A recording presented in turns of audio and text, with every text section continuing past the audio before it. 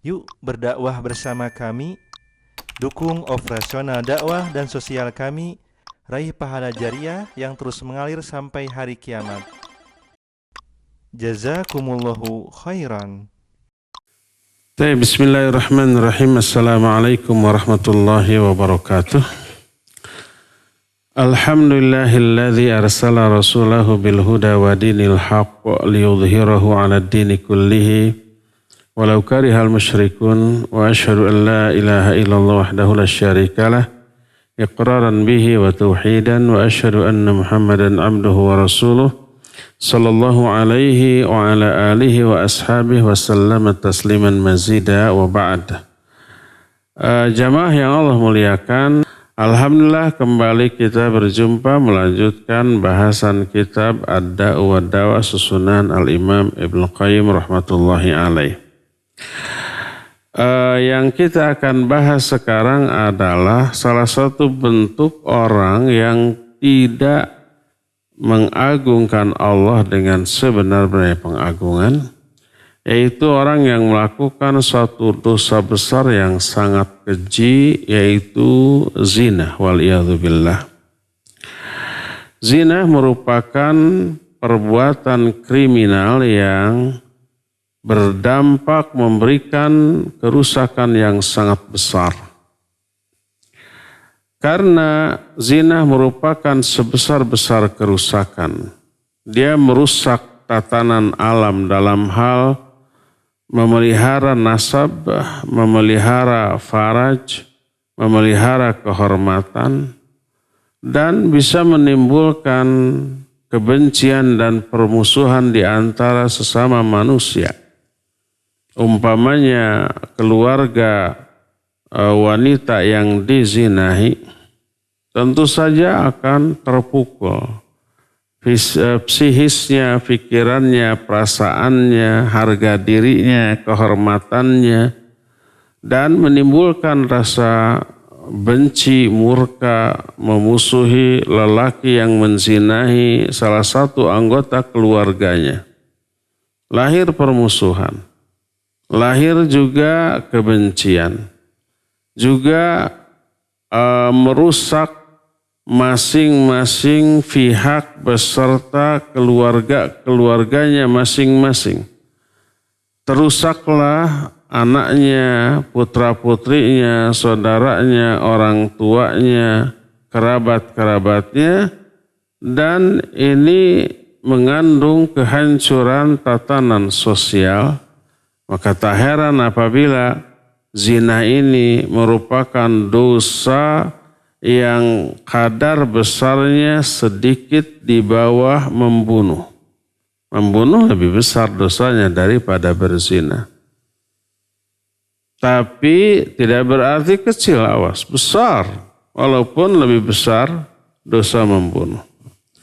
Oleh karena itu baik Allah dalam Al-Quran ataupun Nabi SAW dalam hadisnya yang sahih seringkali mengurutkan, menyandingkan penyebutan dosa membunuh diikuti oleh dosa berzina.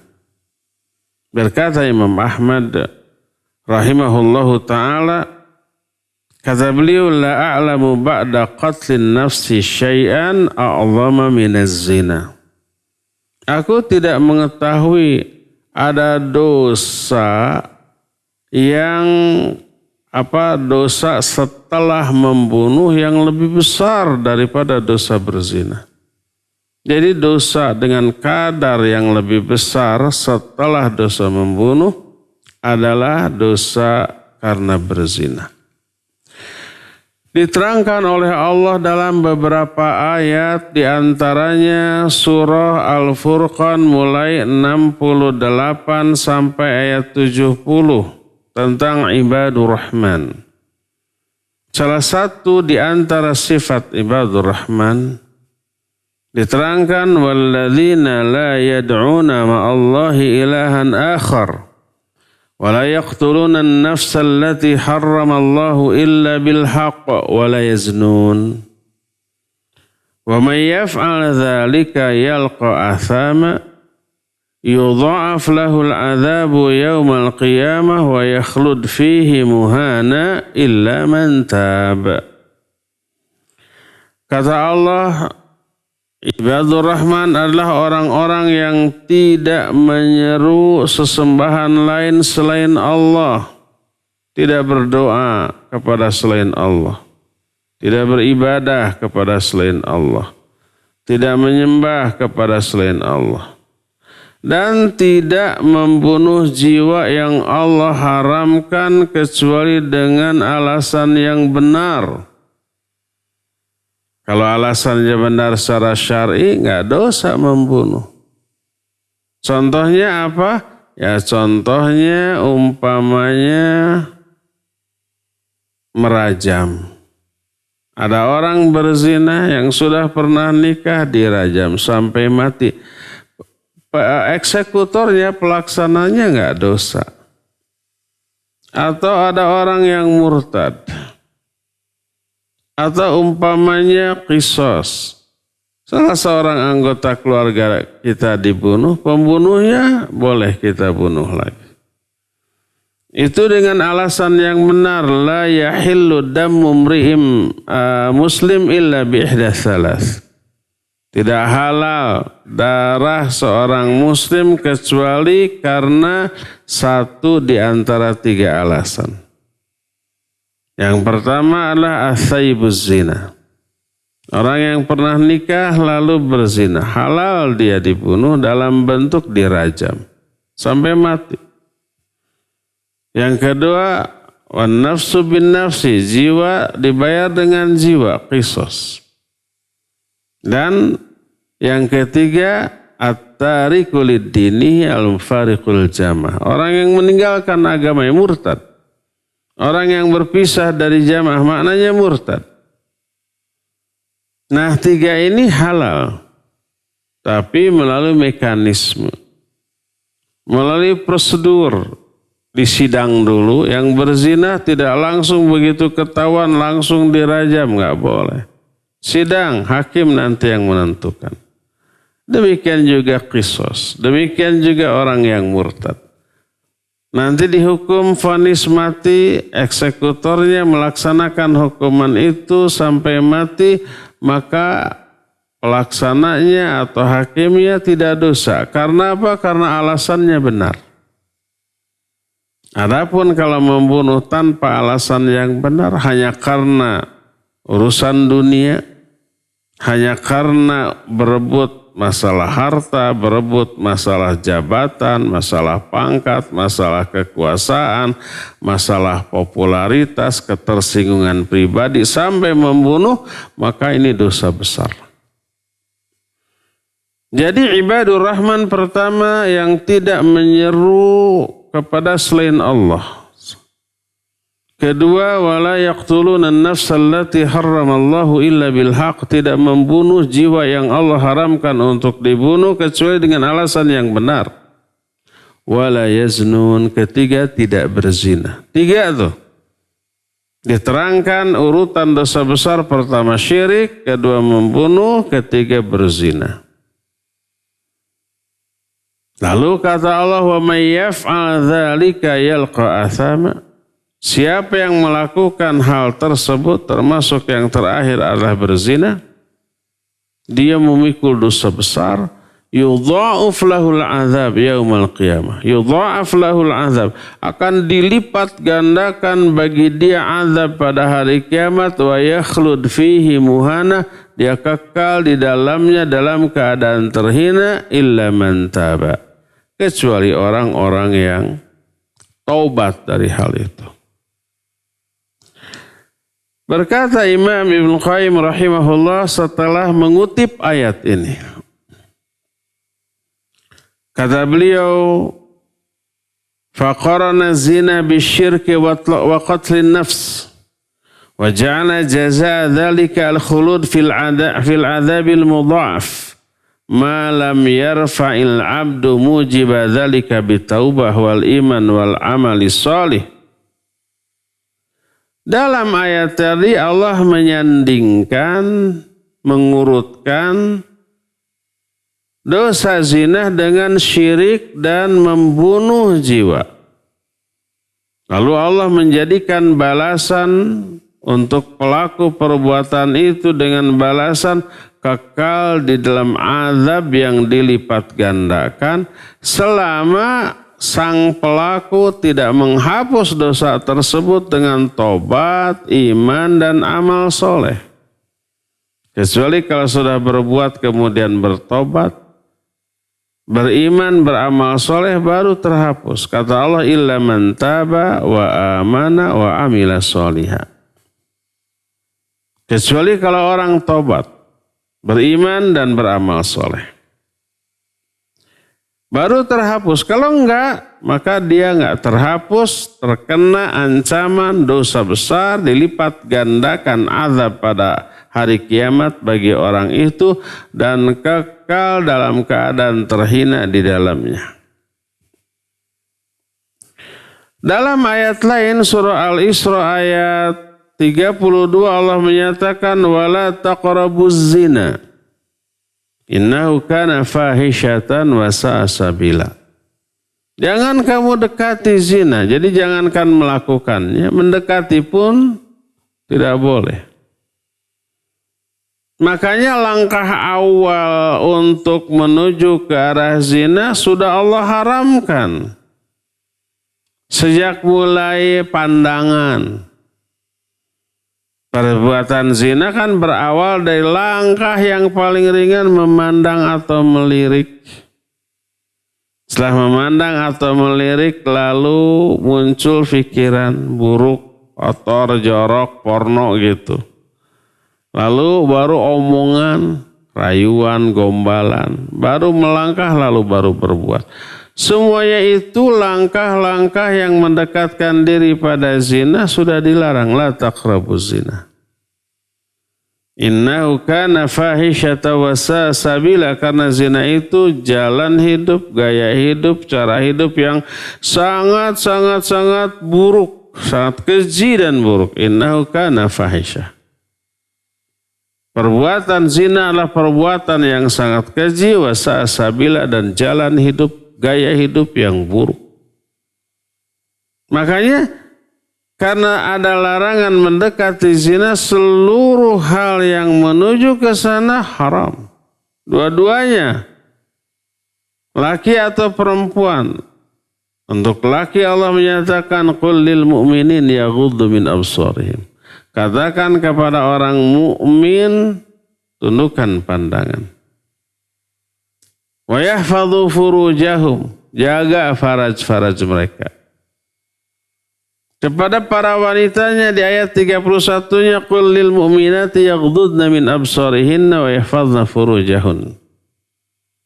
Katakan kepada wanita mukminat, tundukkan pandangan mereka, jaga faraj-faraj mereka. Sudah dilarang karena itu apa? Upaya mendekati berzina. Wala taqrabuz zina innahu kana fahisyatan wa sa'a sabila.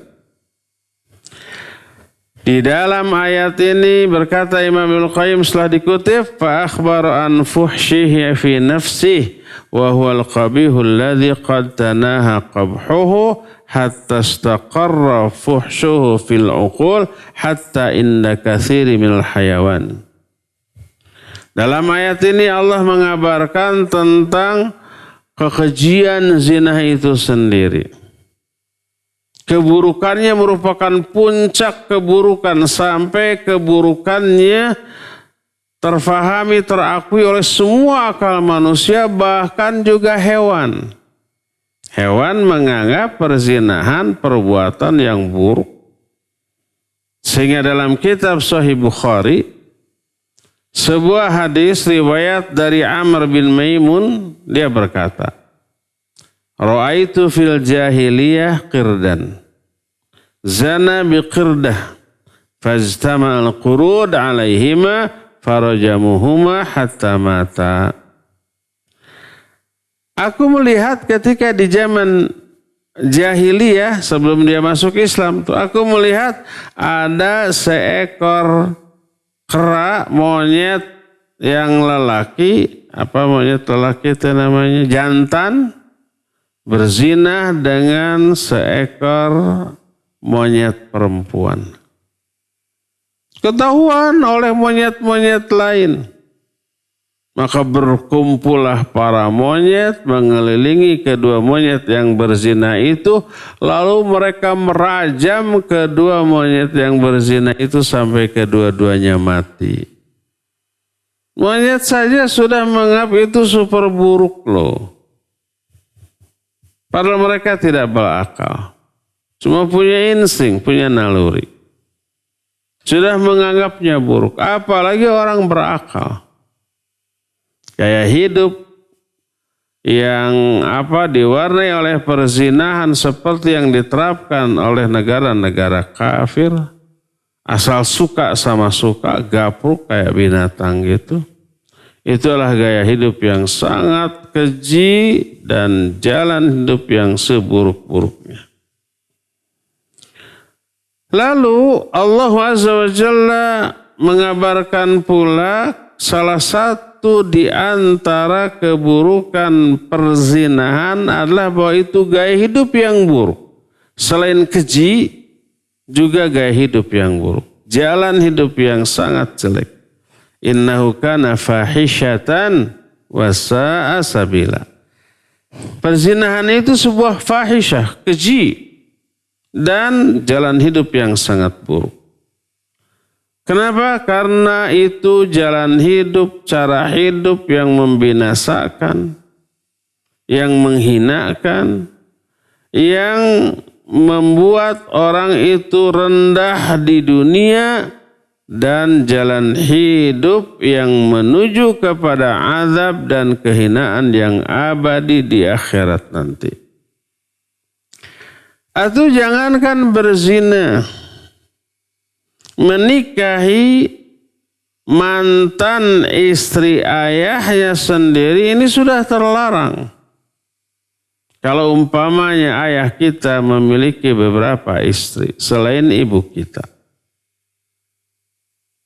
mereka menjadi ibu tiri bagi kita kan. Lalu ayah kita meninggal atau dicerai,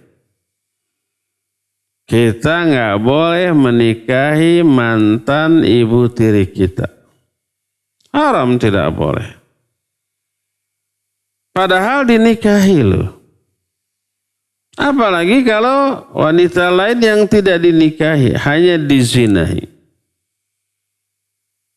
Maka lebih kuat lagi keharaman berzina dengan siapapun.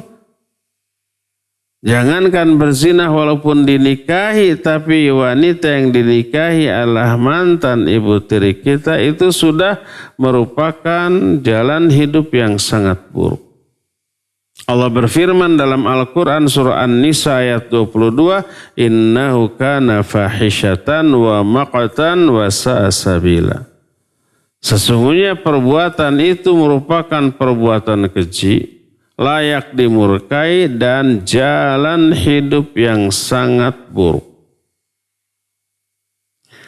Kalau berzina merupakan perbuatan keji, jalan hidup yang buruk, dan pelakunya terancam binasa, diazab oleh Allah Azza wa Jalla.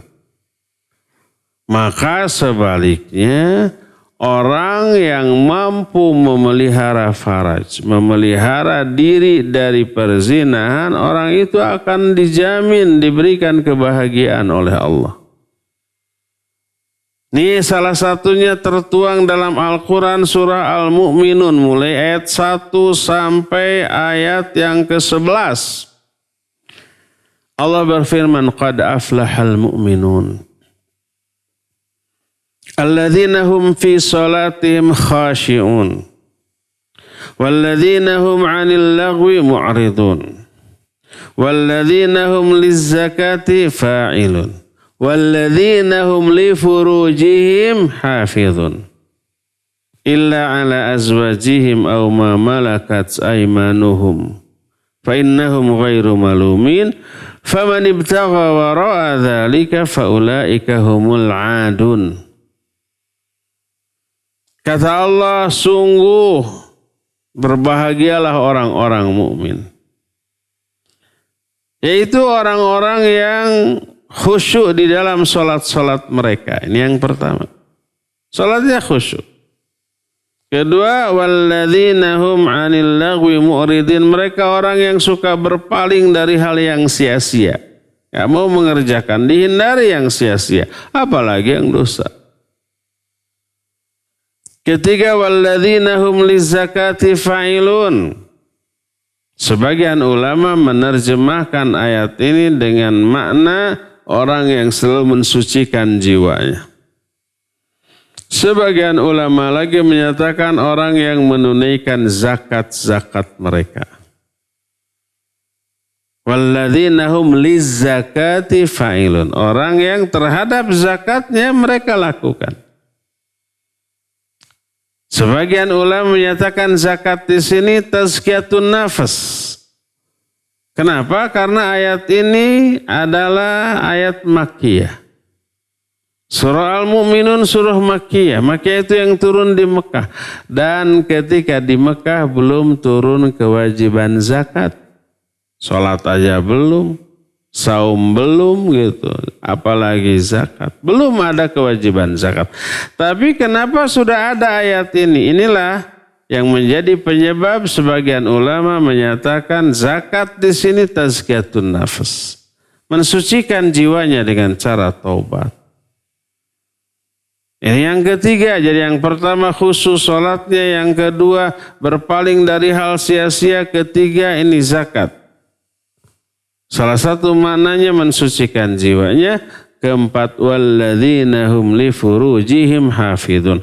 Orang-orang yang memelihara, menjaga faraj-faraj mereka. Menjaga faraj ada dua makna. Pertama, tidak berzina. Yang kedua, tidak memperlihatkannya kepada siapapun. Ditutup. Aurat itu inti dari aurat. Tapi ada yang dikecualikan. Allah menyatakan illa ala azwajihim aw ma malakat aymanuhum fa innahum ghairu malumin. Kecuali kepada istri-istri mereka atau hamba-hamba sahaya yang mereka miliki, kepada mereka mah enggak tercela alias boleh.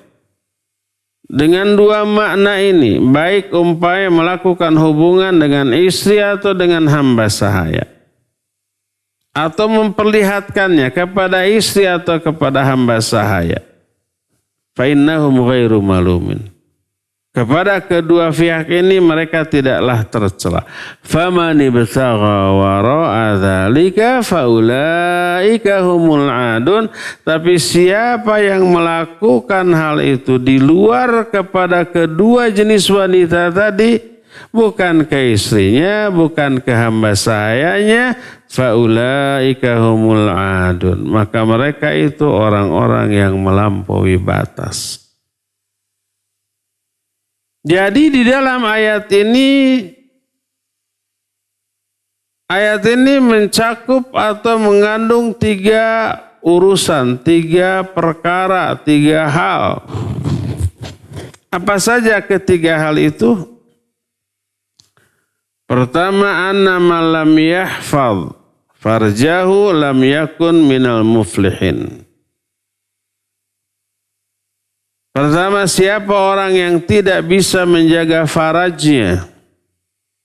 Artinya salah satu mananya berzina. Melampiaskan farajnya kepada yang tidak berhak, kepada yang tidak layak. Bukan ke istrinya, bukan ke hamba saya, kepada yang lain. Siapa yang tidak menjaga farajnya, dia tidak akan masuk ke dalam golongan orang yang berbahagia. Qad aflahal mu'minun, sungguh berbahagia orang mukmin. Yang mana orang mukminnya? Salah satunya adalah yang memelihara faraj mereka. Kedua, wa annahu minal malumin, orang itu orang yang tidak bisa menjaga faraj, orang tersebut orang yang tercela. Karena Allah menyatakan illa ala azwajihim aw ma malakat aymanuhum fa innahum ghairu malumin. Kalau melakukannya ke istri atau ke hamba sahaya, maka tidak tercela. menunjukkan kalau di luar kepada istri, selain kepada hamba sahaya, lalu dilampiaskan, maka tercela mereka. Yang ketiganya, wa minal adin.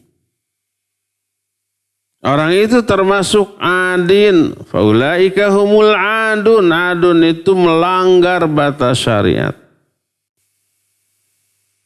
Ini tiga nih. Jadi yang pertama, luput atau hilang kebahagiaan dari dirinya. Yang kedua, dia melewati batas. Yang ketiga, dia terjerumus ke dalam ketercelaan. Sebanding dengan itu atau penjelasannya selaras dengan itu adalah penjelasan yang terdapat dalam Al-Quran surah Al-Ma'arij. Mulai ayat 29 sampai 31. Isi Al-Ma'arij dengan isi Al-Mu'minun ayat 1 sampai 11 itu mirip-mirip. Allah berfirman dalam surah Al-Ma'arij bahwa innal insana khuliqa halu'a idza massahu syarru jazua wa idza massahu khairu manu'a illal musallin alladzina hum ala salatihim daimun. Kata Allah, innal insana khuliqa halu'a, sesungguhnya manusia diciptakan dalam keadaan suka berkeluh kesah. Kalau diberikan kesenangan, kegembiraan, mereka lalai, mereka tidak bersyukur. Kalau diberikan penderitaan, mereka berkeluh kesah. Kata Allah, setelah menyatakan innal insana khuliqa halu'a idza massahu syarru jazua. Kalau mereka itu dikenai dengan keburukan, mengalami keburukan, berkeluh kesah. Wa idza masahul khairu manua. Tapi kalau diberikan kebaikan, harta, rizki, kekuasaan, jabatan, pangkat, popularitas, manua, mereka itu berubah menjadi bakhil dan tidak mau memberi. Itu karakteristik khas manusia, semua begitu. Innal insana khuliqa halu'a. Manusia diciptakan dengan membawa tabiat begitu tuh, suka berkeluh kesah. Kalau diberi kesenangan, harta dan yang sejenisnya, pelit, rakus, tapi kalau diberikan kesusahan, mereka berkeluh kesah. Tapi ada yang dikecualikan, kata Allah Azza wa Jalla, illal musallin, kecuali orang-orang yang sholat. Yang sholatnya gimana? Alladzina hum ala sholatihim daimun. Orang-orang yang sholatnya itu terus menerus, continue, istiqomah di atas sholatnya, di atas kualitas sholatnya yang baik dan bagus. Terus setelah disebut sholat, walladzina hum li furujihim hafidhun. Siapa lagi orang yang tidak akan berkeluh kesah? Itu orang-orang yang suka memelihara faraj-faraj mereka. Dijaga farajnya. Dengan makna dua tadi, tidak berzina dan tidak membuka, memperlihatkan farajnya kepada orang lain. Illa ala azwajihim aw ma malakat aymanuhum fa innahum ghairu malumin, kecuali ke istri-istri mereka atau ke hamba sahaya yang mereka miliki, maka kepada kedua orang itu mereka tidaklah tercela. Faman ibtagha wara'a dzalika faulaika humul adun. Siapa yang mencari melampiaskan faraznya bukan kepada dua golongan tadi, merekalah melewati batas. Jadi isi surah Al-Ma'arij dengan isi surah Al-Mu'minun tentang hal itu sama. Bahkan Allah memerintahkan Nabi-Nya SAW agar orang-orang mukmin itu disuruh menundukkan pandangannya dan memelihara farajnya dan memberitahukan kepada mereka bahwa Allah selalu mengawasi amal-amal mereka, menyaksikan, menatap, dan memerintahkan para malaikat untuk mencatatkannya. Allah berfirman tadi Al-Mu'min surah An-Nur ayat 30, qul lil mu'minina yaghuddu absarahum wa yahfadhu furujahum. Katakan kepada orang-orang mukmin, tundukkan tuh pandangan mereka, pelihara tuh faraj-faraj mereka. Orang mukminat juga begitu, tundukkan pandangan mereka, jaga faraj, terus jaga aurat. Wal yadribna bi khumurihinna ala juyubihinna, dan hendaklah para wanita mengulurkan kain kerudung dari kepala sampai menutupi dada. Jangankan memperlihatkan auratnya, memberitahukan bahwa di gelang kakinya ada perhiasan aja tidak boleh. Ada wanita yang suka memakai perhiasan di pergelangan kaki. Bahasa Arabnya namanya khal-khal, gelang kaki. Bahasa Sunda namanya gengge, gelang kaki. Bahasa Indonesianya saya tidak tahu apa istilahnya. Pokoknya gelang yang dipakai di kaki, terbuat dari emas. Kaki itu tertutup, tidak kelihatan. Jadi orang-orang tidak tahu bahwa wanita itu punya gelang kaki. Karena tertutup oleh pakaian. Tapi mereka ingin orang-orang tahu bahwa dia pakai gelang. Akhirnya apa yang terjadi? Maka dihentak-hentakan kakinya ketika melangkah. Akibatnya timbul bunyi-bunyian, akibat berbenturan, bersentuhannya gelang-gelang kaki yang dipakai. Jadi kalau dihentakkan bunyi kring, kring, kring gitu kayak sepeda.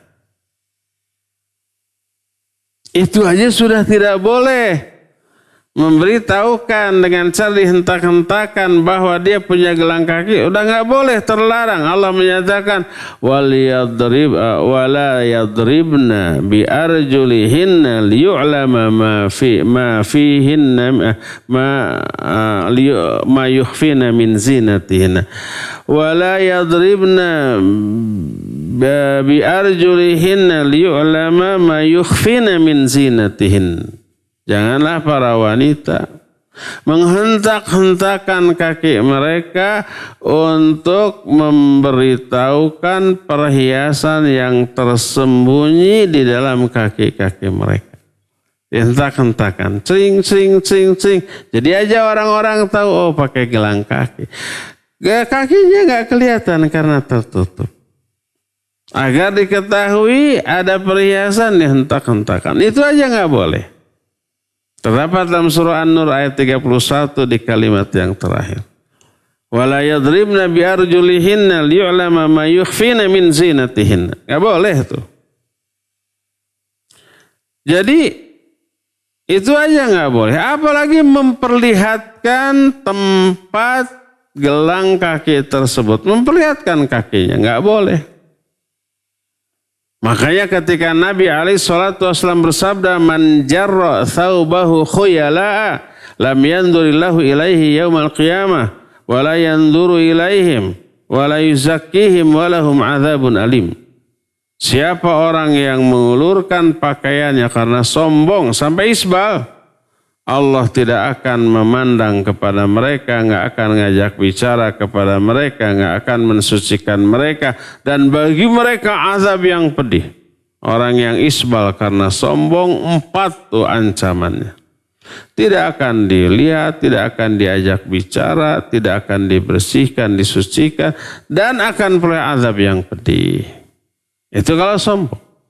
Kalau nggak sombong gimana? Nggak akan dapat 4 azab tadi. Cuma dapat 1, yaitu azab neraka aja. Sebagaimana hadis sahih riwayat Imam Bukhari dalam kitab Sahih Bukhari, ma asfala minal ka'baini minal izar fa finnar. Setiap sarung atau pakaian dari atas yang diulurkan menutupi sampai 2 mata kaki, melewati dua mata kaki, maka di dalam neraka. Itu enggak ada urusan sombong. Mau sombong mau enggak, kalau isbal melewati dua mata kaki terancam neraka. Tapi kalau dengan sombong 4 macam tuh azabnya. Beda ya. Nah, jadi Allah tahu. Dan terkena azab orang seperti itu. Oleh karena itulah maka wajib untuk diapakan? Dihindarkan. Termasuk lirikan mata yang orang tidak tahu karena sepintas Allah tahu, dan apa yang terbersit dalam hati setelah melirik dengan mata, apalagi menatap dengan mata.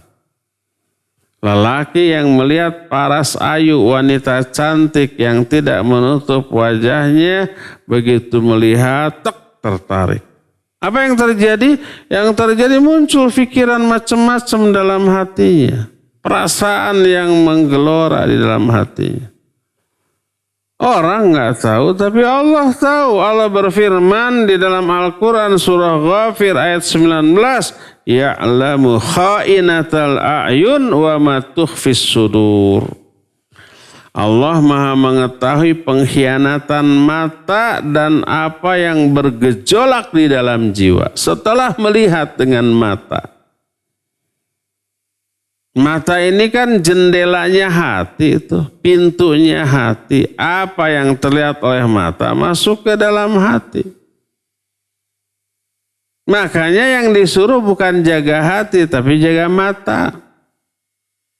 Kalau mata bisa dijaga dengan cara dimeremkan atau dialihkan pandangannya ke arah yang lain. Kalau hati nggak bisa dijaga. Kalau sudah masuk informasi salah satunya melalui mata, masuk ke hati, nggak bisa hati dijaga. Sudah informasi yang masuk melalui mata, kalau sudah masuk dalam hati, dia berkeliaran secara liar di dalam dada, dalam hati. Dan Allah tahu. Allah berfirman, Ya'lamu kha'inatal a'yun wa ma tukhfis sudur. Allah maha mengetahui pengkhianatan mata dan apa yang disembunyikan oleh dada. Jadi awal mula perzinahan adalah dari arah mata.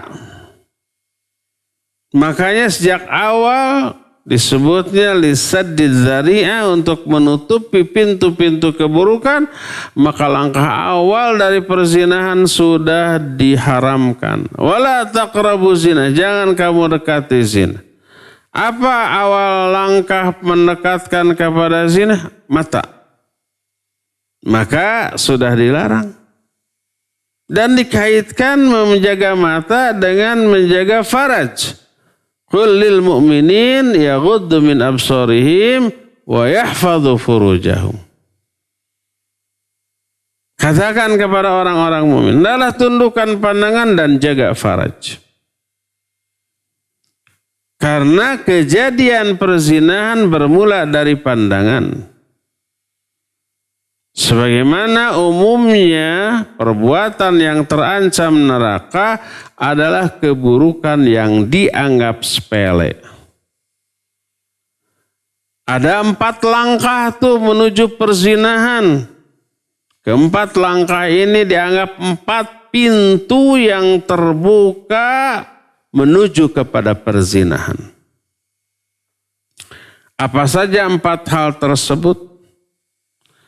Pertama, nazrah, lirikan, tatapan, penglihatan. Kedua, khatar, pikiran, khayalan, lamunan.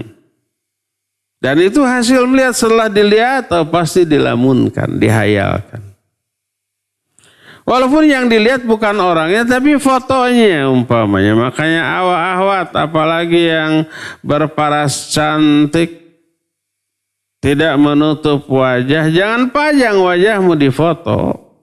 Ada orang yang melihat, aduh tertarik, kepincut dengan kecantikannya. Apalagi foto-foto di medsos itu yang jelek pun bisa kelihatan bagus karena diedit, direkayasa. Kan sekarang ada aplikasinya ya. Yang pesek jadi mancungin dikit, yang tembem kayak bakpao pipinya, kemudian diedit menjadi menarik gitu ya. Bibirnya yang tebal kayak kue odading jadi ditipiskan gitu. Giginya yang tadinya karehol jadi diluruskan. Matanya yang bolotot jadi diindahkan. Blek aja menjadi bagus di fotonya. Tanpa merubah wajahnya. Maka orang yang melihat jadi kepincut, tertarik. Setelah melihat apa yang terjadi muncul pikiran macam-macam. Menghayal, melamun, membayangkan macam-macam. Jadi pertama nadhrah, yang kedua khatarah, yang ketiga khutwah, keempat khatiyah. Khutwah itu melangkah. Maka ada lagi yang menyatakan man hafidha hadhil arba'ah ahraza dinah. Siapa orang yang mampu menjaga 4 pintu maksiat ini, dijaga, jangan sampai terbuka. Harus selamanya tertutup. Siapa yang menjaga keempat hal ini, dia akan bisa menjaga agamanya. Apa keempat ini? Pertama adalah lahadhat, lirikan, tatapan, matanya tuh, jaga mata tuh. Jangan sampai ada wanita yang keluar rumah dandan cantik dengan aurat terbuka, ada lelaki yang melihat melotot, dia ngambek ngomong, "Mas, jaga tuh matamu." Orang lain disuruh jaga mata, dia tidak menjaga aurat. Nggak imbang. Nggak adil, orang lain disuruh menjaga mata, apa yang harus dilihatnya dia buka. Kalau memang ingin mata orang-orang terjaga, ya jangan terbuka, tutup. Siapa yang menjaga keempat perkara ini berarti dia bisa menjaga agamanya. Pertama lahadhat, lirikan, tatapan, pandangan. Kedua khatarat, pikiran, hayalan, lamunan, bayangan. Keempat lafazat, omongan tuh. Omongannya porno, omongannya kotor, jorok, omongannya mesum, rayuan, godaan, yang sejenisnya. Dan yang keempatnya khutwat, langkah. Sekarang ini rayuan tidak hanya berupa ucapan, tapi bisa berupa tulisan. Apalagi ada japri, ya, ada jalur pribadi, ada orang lain nggak tahu, cuma dia dan yang bersangkutan yang tahu. Dipuji setinggi langit. Perempuan dapat pujian, melambung tuh, serasa terbang, fly, walaupun teboga jangjang. Tersanjung dia. Kalau sudah tersanjung, sudah pasrah dia. Maka hendaklah setiap hamba mengadakan penjaga di 4 pintu yang berbahaya ini dan selalu meronda secara ketat agar keempat pintu tersebut tidak dimasuki. Pintu pertama, pintu mata, jaga mata nih. Jangan sampai melihat, memandang, melirik hal-hal yang memberi informasi yang buruk kepada hati. Yang membuat hati nanti akan menghayal dengan hayalan yang buruk. Jaga mata yang pertama, yang kedua juga jaga pikiran, jangan mengumbar pikiran ke arah yang kotor-kotor, yang mesum-mesum, yang porno-porno, yang buruk-buruk. Ketiga, jaga omongan, lafaz, jangan meluncur dari mulut kita kata-kata rayuan, gombalan yang membuat para wanita menjadi fly karenanya, tersanjung. Dan yang keempat, jaga kaki. Jangan sampai dipakai melangkah ke arah yang terlarang. Ini termasuk ke dalam ayat la taqrabuz zina wa la taqrabuz zina. Jangan kamu dekati zina. Sejak mulai pandangan, kemudian pikiran, kemudian ucapan, baru yang kemudian langkah kaki. Baru setelah kaki melangkah ke arah orang yang dikehendakinya, dan orang yang dikehendakinya sudah terbuai, sudah fly tadi, sudah terbang, melayang-layang, barijeng tebegajang-jang, sudah pasrah, sudah. Jaga keempat itu. Siapa yang menjaga keempat ini, dia akan bisa memelihara agamanya. Inilah penjelasan tentang apa? Tentang bahayanya berzina. Nah, ada 4 pintu yang wajib dijaga karena keempat pintu itu adalah 4 pintu masuknya kemaksiatan. Jaga apa saja keempat pintu itu insya Allah kita akan jelaskan di pertemuan yang akan datang. Untuk sekarang cukup sampai di sini saja, dan kita masih punya sisa waktu untuk bertanya jawab, dan kepada Cepi Surepi dipersilakan untuk memandu tanya jawab dengan pendengar dan pemirsa. Wassallallahu ala nabiyina Muhammadin wa ala alihi wasallam. Mangga.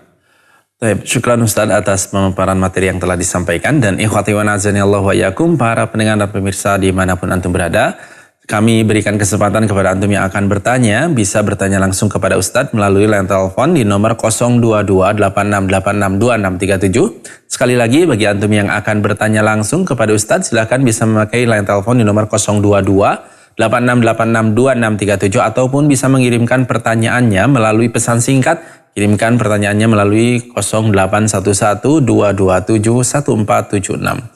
Baik, pertanyaan pertama Ustadz. Bismillah Ustadz, bagaimana menghindari zina mata di zaman sekarang? Dengan mudahnya media sosial dan bermudah-mudahan video call sama lain jenis. Syukran Ustadz, barakallahu fiik. Silakan. Iya, wafika barakallah. Ya, hindarkan semua itu. Tetap tundukkan pandangan. Jangan diumbar semaunya. Baik dalam kehidupan nyata ataupun ketika berselancar di dunia maya. Gak terlarang bagi kita membuka internet, membuka YouTube, membuka Facebook, membuka media sosial lain.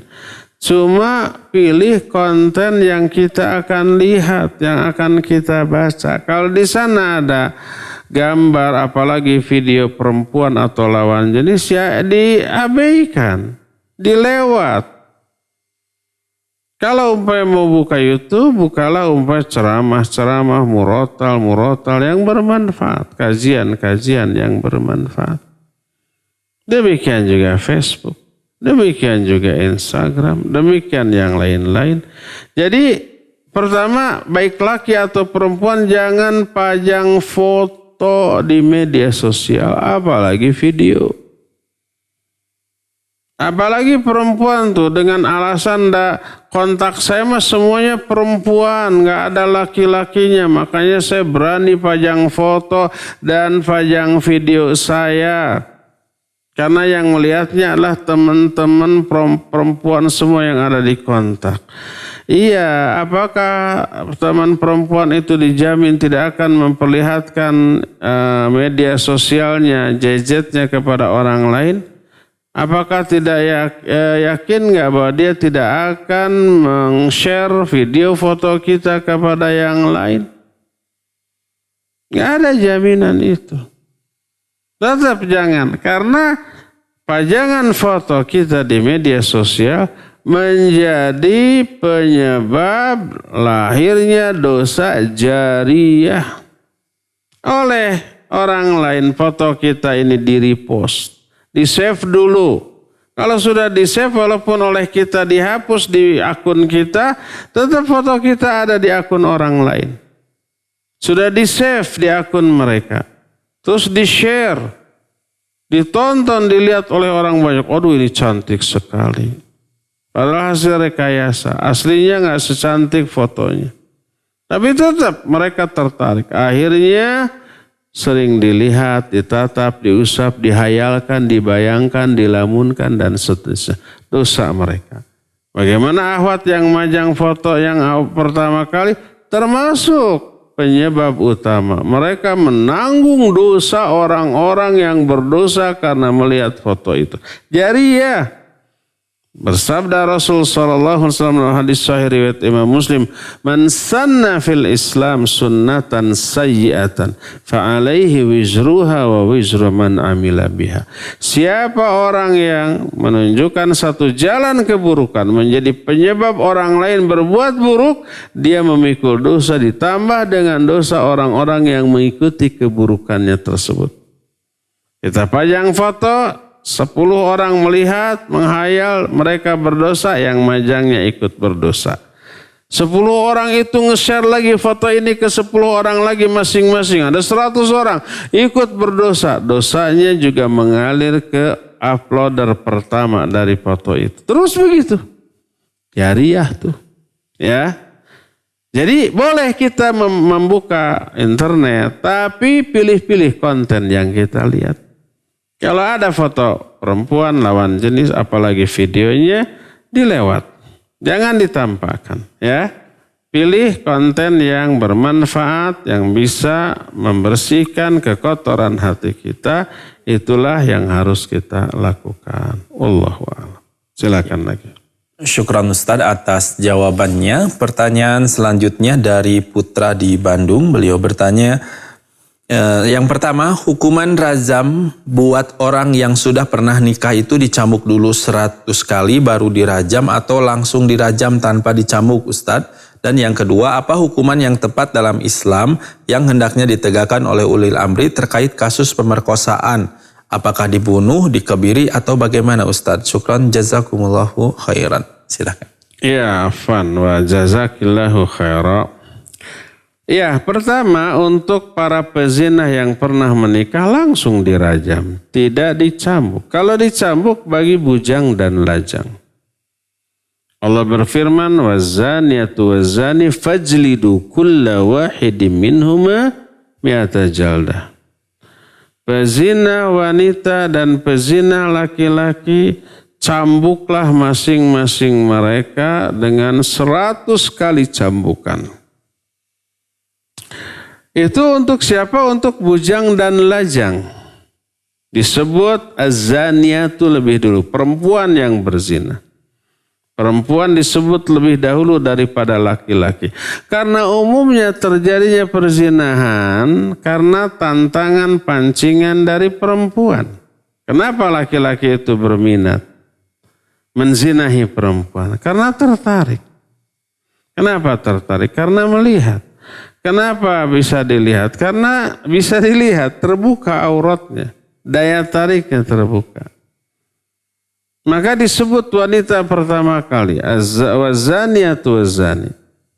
Adapun kalau sudah menikah, baik masih punya pasangan ataupun sudah janda duda, maka ayatnya bukan itu tapi wasaikhatu wasaikhu. Maksud syekh di sana yang sudah menikah, baik masih punya pasangan atau sudah janda atau duda. Walaupun lafaz ayat ini sudah mansuh lafaznya, tapi hukumnya tetap berlaku dan dilaksanakan oleh Nabi dan para sahabat.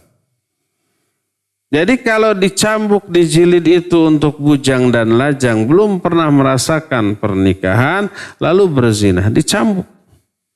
Baik mati ataupun tidak. Sampai para ulama ikhtilaf bagaimana kalau belum 100 kali sudah mati. Jadi hukuman cambuk itu pengurang dosa dari berzinahnya. Makanya kalau orang itu belum 100 kali baru 5 kali jeger mati gitu. Atau kadang-kadang baru diangkat cambuknya mati. Karena penyakit jantungnya kumat, belum dicambuk sudah mati. Apakah harus dilanjutkan 100 kali? Sebagian ulama menyatakan, ya walaupun dia mati cambuk 100 kali, walaupun sudah mati. Karena itulah ketentuan Allah. Sebagian ulama menyatakan, yang lain lagi menyatakan kalau sudah mati ya udah, percuma diteruskan. Karena dia tidak lagi merasakan. Nah, walhasil ini ikhtilaf. Jadi kalau ada bujang dan lajang, berzina dan ketahuan, maka dicambuk. Kalau sudah 100 kali dicambuk ternyata masih hidup, ya sudah biarkan. Biarkan mereka bertobat seumur hidup mereka. Adapun kalau yang pernah menikah kemudian berzina, langsung dirajam. Sampai mati tanpa harus diapakan dulu, tanpa harus dicambuk terlebih dahulu. Itu pertama, ada 2 tadi apa satu lagi? Yang selanjutnya hukuman apa untuk berzina? Ulil amri, bagaimana hukuman bagi pemerkosa? Dibunuh. Kalau yang berzina suka sama suka aja dibunuh sampai mati. Kalau sudah pernah menikah. Nah ini pemerkosa, dibunuh dia ya dibunuh. Hukumannya lebih berat daripada berzina. Karena ada 2 keburukan. Yang pertama melanggar hak orang. Yang keduanya ada persamaannya dengan perbuatan zinahnya. Yaitu pelampiasan syahwat kepada yang bukan haknya. Siapa yang dibunuh? Pemerkosanya. Adapun korban yang diperkosa, dia ya korban. Dia tidak berdosa. Dan tidak dihukum apa-apa. Itu ya. Yang dihukum hanyalah siapa? Pemerkosanya saja. Wallahu a'lam bishawab. Silakan lagi. Syukran Ustaz atas jawabannya. Pertanyaan selanjutnya. Bismillah, Assalamualaikum warahmatullahi wabarakatuh. Afwan Ustaz izin bertanya, bagaimana bila ana sudah menundukkan pandangan dengan bapak-bapak di tempat tinggal ana, tetapi malah dibilangnya sombong? Lalu bagaimana solusinya ya Ustaz? Syukran wazakallahu khairan dari Lupi Umu Safwa di Cilegon. Silakan. Iya. Barakallahu fiik. Ya itu resiko dari kebenaran. Awal mulanya pasti mengundang reaksi negatif. Jangankan perempuan, atau kan tadi perempuan yang nanya ya, laki-laki aja. Kita tidak pernah melihat umpamanya akhwat apalagi bersalaman. Kalau ngobrol tunduk atau mengarah ke arah yang lain. Semua orang mengejeknya dengan berbagai macam istilah, nggak sopan kayak ya. Sombong atau enggak manusiawi. Ini ngobrol dengan batu atau dengan angin kok orangnya saling membelakangi.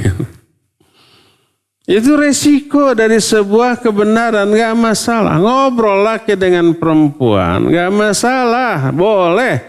Nabi SAW aja suka ditanya oleh perempuan dan beliau tidak menghindar. Tapi jaga mata, jaga juga ucapan.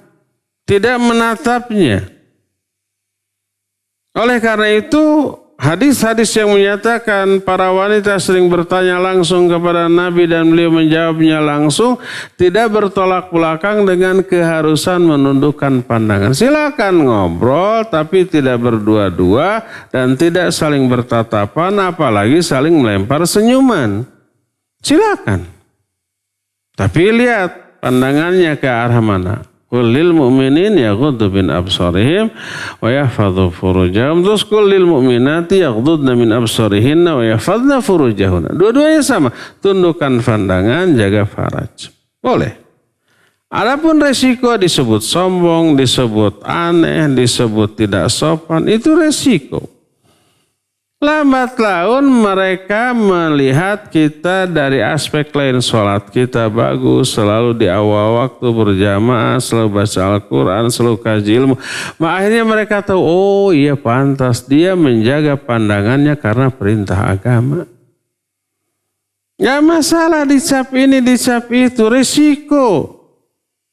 Nabi SAW dulu dikata-katai dengan kata-kata celaan yang tak ada pada dirinya. Disebut orang gila, disebut tukang sihir, disebut pendusta, disebut tukang syair, disebut pemecah belah persatuan bangsa Arab. Sebutan yang buruk apapun yang orang-orang tahu bahwa sebutan buruk itu enggak ada pada diri Nabi SAW.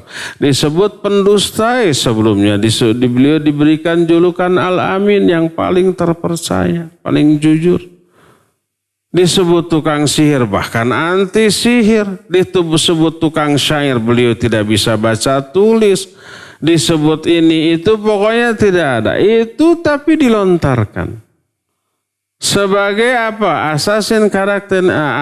Karakter assassination.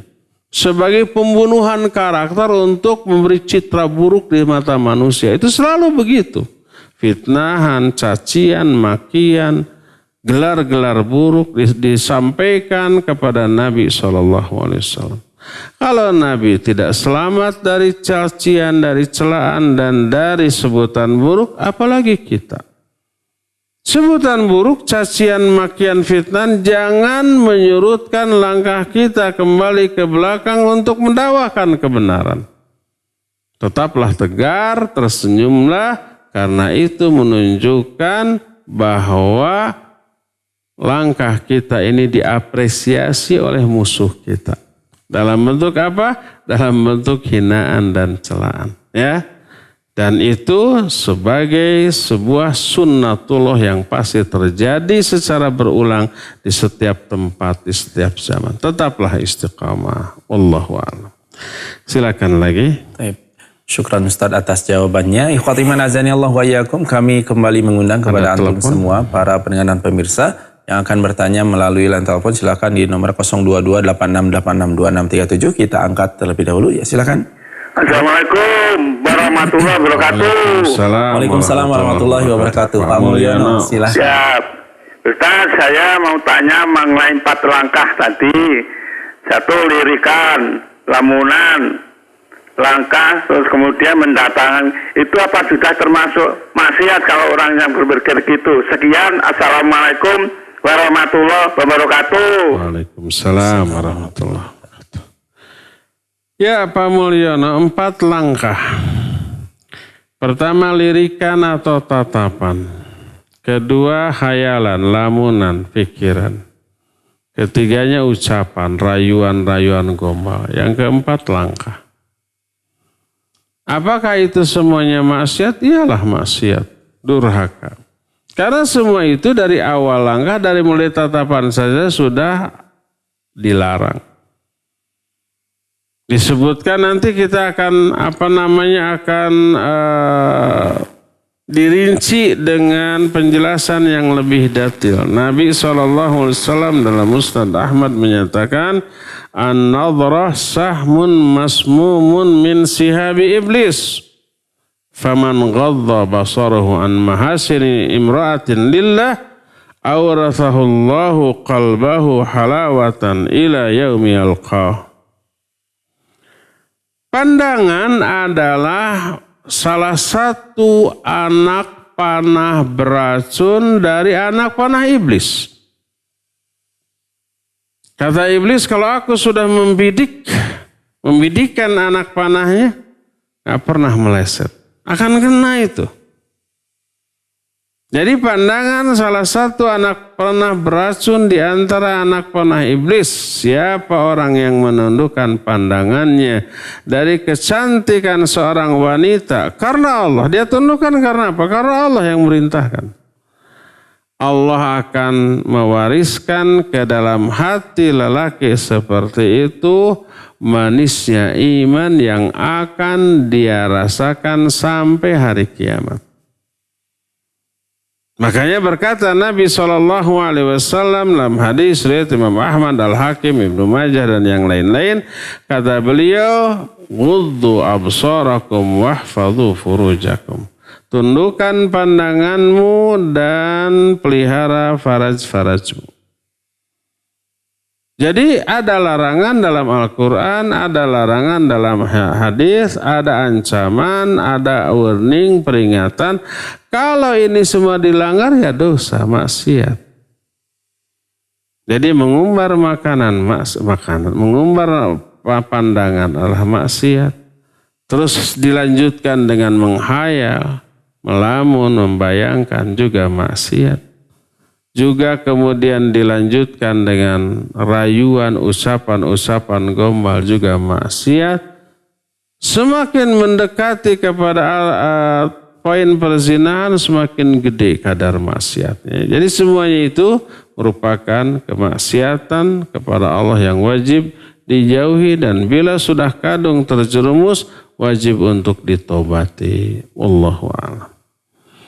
Silakan lagi. Syukran Ustaz atas jawabannya. Pertanyaan selanjutnya dari Bapak Yana di Citunjung. Yana Abu Ahmad di Citunjung. Assalamualaikum warahmatullahi wabarakatuh. Ustaz, izin bertanya di luar tema. Bulan kemarin kami panen padi di kampung. Karena sering hujan, kualitas gabahnya kurang bagus sehingga harganya pun cukup rendah. Hasil panennya sudah masuk nisab, tetapi karena harganya rendah jadi tidak ada untung atau rugi.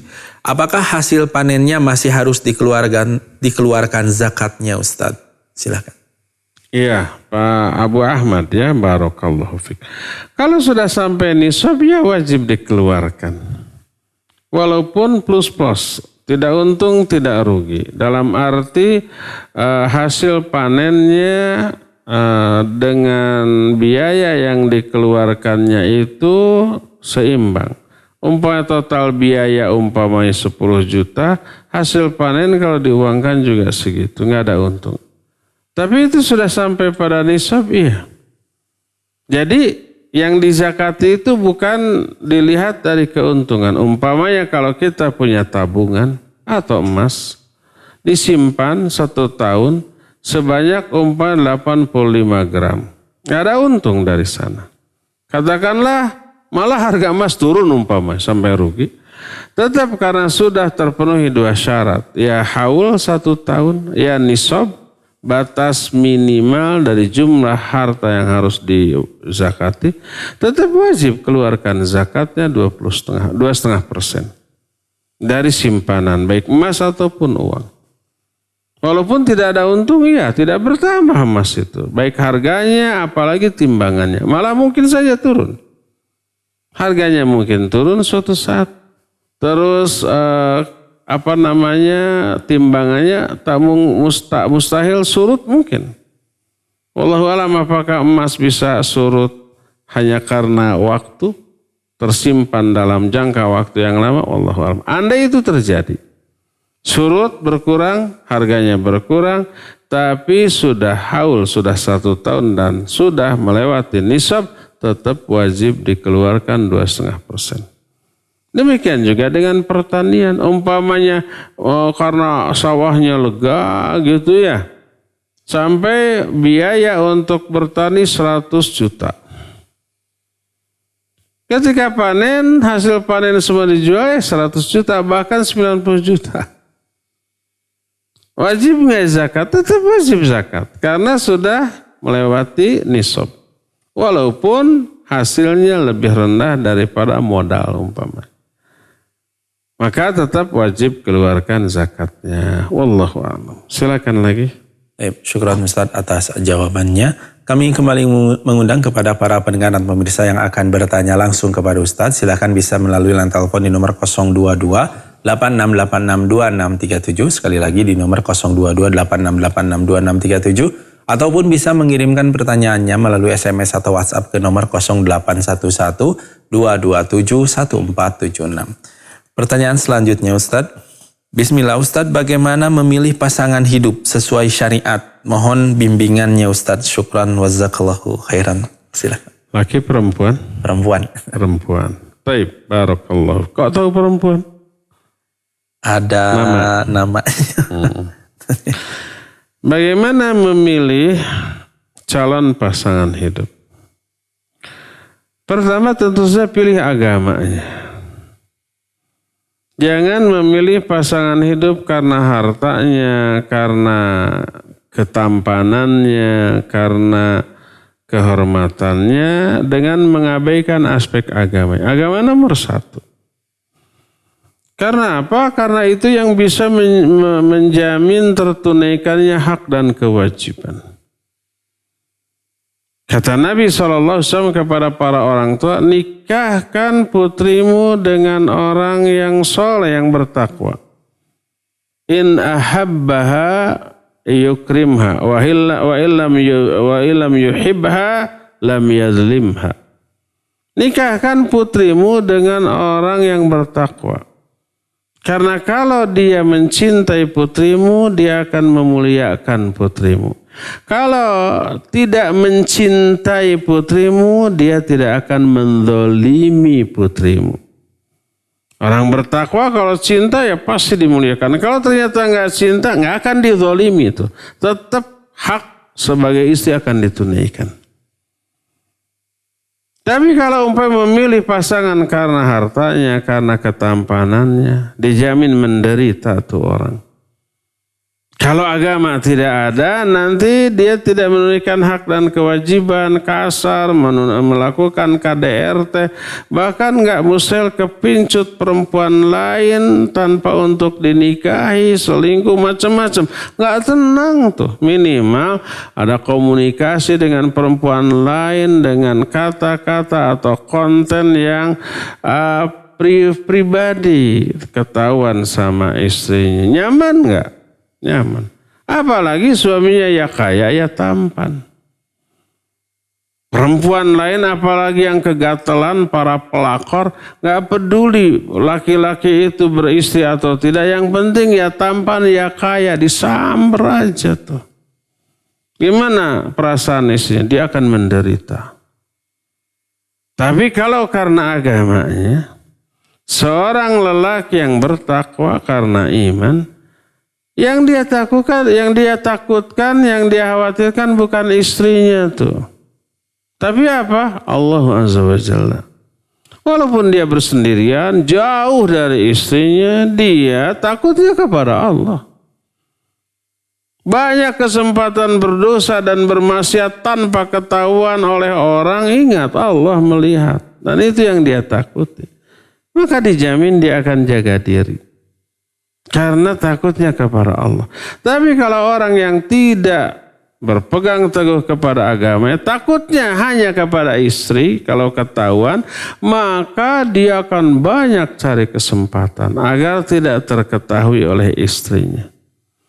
Asal nggak tahu, dia nggak diketahui oleh istrinya, dia pergi ke luar kota dengan alasan tugas, dengan alasan lembur, dengan alasan dinas, dengan alasan macam-macam, istrinya nggak tahu. HP bisa diamankan, bisa di password, bisa dihapus, setelahnya bisa diapa-apakan. Aman, istrinya nggak tahu. Dia merasa aman dari istrinya. Tapi dia tidak sadar Allah melihat, para malaikat mencatat dan kelak akan dibalas, akan diazab. Jadi pilihlah karena agamanya, bukan karena hartanya, jabatannya, kekuasaannya, pangkatnya, ataupun kegantengan. Kegantengan, kekayaan, kekuasaan yang tidak dilandasi agama hanya akan membuat pasangannya sangat menderita karenanya. Ya, jadi perhatikan karena agamanya. Ya syukur kalau agamanya bagus, kaya raya, gantengnya kayak Arjuna, berpangkat, berkuasa, tapi soleh. Wah, kalau ada yang begitu mah tuh berebut orang ya. Saingannya berat. Tapi yang inti kalau tidak memenuhi semuanya, pilihlah karena agamanya. Wallahu a'lam. Silakan yang barusan telepon sudah Baik. Bisa masuk. Syukran Ustaz atas jawabannya. Kami mengundang kembali bagi antum semua atau para pendengar ataupun pemirsa yang barusan sudah masuk telepon. Kami persilahkan bisa menghubungi kembali di nomor 022 8686267 untuk bertanya langsung kepada Ustaz. Silakan sekali lagi bisa bertanya langsung melalui line telepon di nomor 022 8686267. Baik, sambil menunggu penelpon yang tadi sudah masuk. Ustadz, bagaimana dengan seseorang yang pernah berzina di masa mudanya dan dia takut ada hukum karma terhadap anaknya? Apa yang harus dilakukan oleh orang tersebut, Ustadz? Silakan. Barakallahu fiik. Pertama saya soroti istilah hukum karma. Ini istilah agama lain. Jangan dipakai. Nggak ada namanya hukum karma dalam ajaran Islam. Yang ada adalah al-jaza min jinsil amal. Balasan akan disesuaikan dengan jenis perbuatan. Hal jazaul ihsan illal ihsan. Tidak ada balasan bagi kebaikan kecuali kebaikan pula. Ya. Walillahi ma fis samawati wa ma fil ardi liyajziyal ladzina asa'u bima amilu wa yajziyal ladzina ahsanu bil husna. Milik Allah lah apa yang ada di langit dan apa yang ada di bumi, agar Allah memberi balasan terhadap keburukan atas perbuatan buruknya. Diberi keburukan dan Allah akan memberikan balasan atas kebaikan dengan kebaikan juga. Itulah nas ayat dan hadis bahwa setiap perbuatan baik yang baik ataupun yang buruk pasti akan dibalas. Tapi jangan diistilahkan hukum karma. Andai seseorang pernah berzina waliyadzubillah di masa lalu, apa yang harus dia lakukan? Wajib tobat. Apakah akan menurun kepada anaknya? Tergantung. Bagaimana caranya agar tidak menurun ke anaknya? Ya, pertama kita wajib bertobat dengan sebenar-benarnya tobat. Berhenti dari perbuatan keji tersebut. Terus menyesal, terus bertekad tidak kembali. Memperbaiki pergaulan, gaya hidup, ya. Jangan menerapkan gaya hidup hedonis, para hedonis. Para hedonis itu orang yang mempertuhankan segala macam kenikmatan. Kenikmatan itulah Tuhan, kata dia.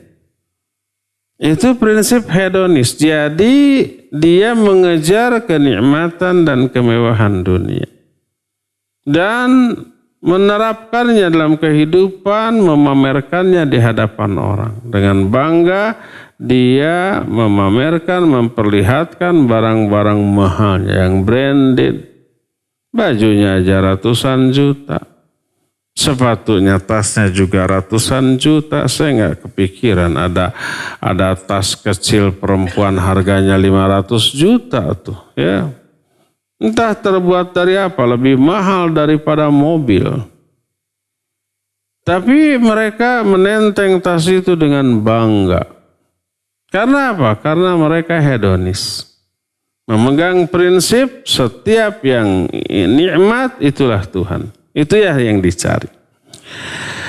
Nah, jadi ketika orang umpamanya sudah terjerumus ke dalam perzinahan, wajib tobat, berhenti, menyesal, bertekad tidak kembali, ubah gaya hidup.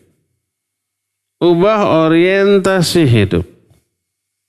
Ubah pergaulan yang menyebabkan dia dulu pernah terjerumus ke dalam perzinahan karena gaul dengan siapa di lingkungan kayak bagaimana, hindari.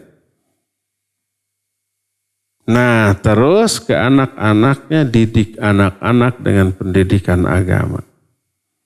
Agar mereka itu memiliki akidah yang kuat, tauhid yang lurus, akhlak yang mulia, takut kepada Allah Azza wa Jalla dalam segala keadaan, sehingga dia menjauhi semua maksiat. Jangankan berzina nanti, natap perempuan aja nggak akan mau. Jangankan umpah bersalaman, berdua-dua di tempat sepi dengan yang bukan mahramnya, dia nggak akan mau. Tanamkan pendidikan agama sedini mungkin, sekuat mungkin kepada anak. Sehingga anak tidak berani berbuat dosa sekecil apapun, apalagi segede zina. Apakah akan menurun? Ya kalau pendidikannya bagus, tidak akan menurun. Ya, asal sekali lagi segera bertobat kepada Allah Azza wa Jalla. Ya, cukup ya sampai di sini saja. Waktunya sudah mencukupi. Nanti insya Allah kita akan lanjut ke pembahasan berikutnya di hari Senin yang akan datang.